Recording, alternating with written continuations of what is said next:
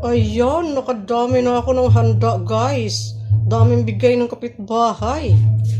Unti lang ang aking handa. Ang daming bigay ng kapitbahay.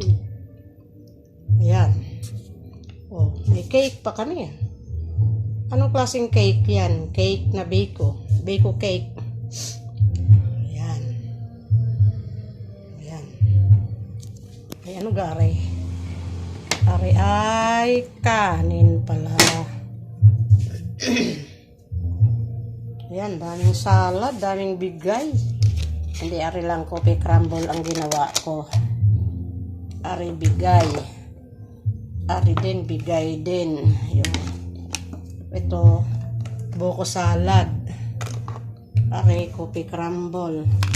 Ari, coco, ano yan? Tawag nito.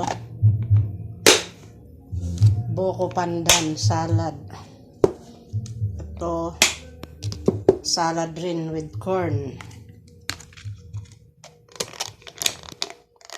Ito, litsong manok na nasunog. Ako lang naglilitson yan sa kawali. Ano nang uso ngayon? Litsong kawali.